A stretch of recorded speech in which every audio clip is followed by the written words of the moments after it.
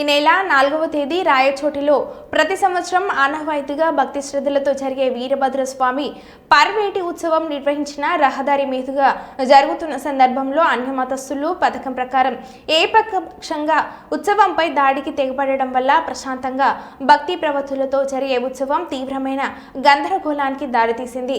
ఈ పరిస్థితిని హిందువులకు అవమానంగాను మరియు మనోభావాలపై దాడిగా భావిస్తున్నామని అన్నారు. కేసులు పెట్టి జైల్లో పెట్టిన భక్తులను కేసులు ఉపసంహరించాలి, వారిని విడుదల చేయాలని అన్నారు.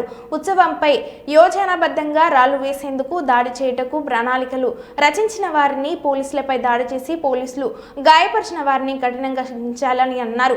గొడవలకు కారణమైన వారిపై కఠిన చర్యలు తీసుకోకుండా ఉత్సవం నిర్వహించుకుంటున్న భక్తులపైన స్వామివారిని సేవించడానికి పూజా సామాగ్రితో వారి ఇళ్ల ముందర ఉన్న మహిళల భక్తులపైన కూడా విచక్షణ రహితంగా లాఠీచార్జి చేసిన ఎస్ఐని వెంటనే సస్పెండ్ చేయాలని అన్నారు.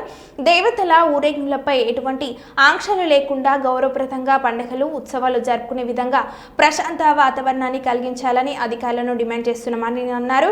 ఈ మీడియా సమావేశంలో మాట్లాడిన మద్దిలేటి విశ్వ హిందూ పరిషత్ జిల్లా అధ్యక్షులు సందడి మహేష్, రాష్ట్ర కోశ అధ్యక్షులు భానుప్రకాష్, రాష్ట్ర మీడియా కన్వీనర్ గోవిందరాజులు, జిల్లా ఉపాధ్యక్షులు ఈపూరి నాగరాజు, జిల్లా కార్యదర్శి సాయిరాం, జిల్లా బజరంగ్ దళ్ కన్వీనర్ అయోధ్య శ్రీనివాస్ రెడ్డి, జిల్లా కోశ అధ్యక్షులు సల్కపురం బాబురావు తదితరులు పాల్గొన్నారు.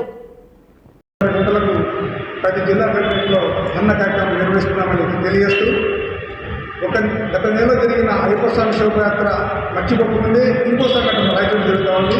ఇది వారు ఉద్దేశపూర్వకంగా జరుగుతున్న కార్యక్రమాలు హిందూ దేవాలయాల్లో ఊరేగింపు కార్యక్రమాలకు విఘాతాన్ని కలిగిస్తూ శాంతి భద్రతలను లేకుండా చేయాలని వారు ఉద్దేశపూర్వకంగా చేస్తున్న కార్యక్రమం. ఇటువంటి కార్యక్రమాన్ని మేము విశ్వ హిందూ పరిషత్ ఏర్పడిలో కూడా దీన్ని సహించకూడదు. కాబట్టి దీన్ని ఖండిస్తూ ఈ నెల 10వ తారీఖున ప్రతి జిల్లాలో పర్యటనలో ఉత్సాహంగా చేపడుతున్నాం. ఈ కార్యక్రమానికి హిందూ బంధువులు కూడా పాల్గొనాల్సిందిగా తెలియజేస్తున్నాం.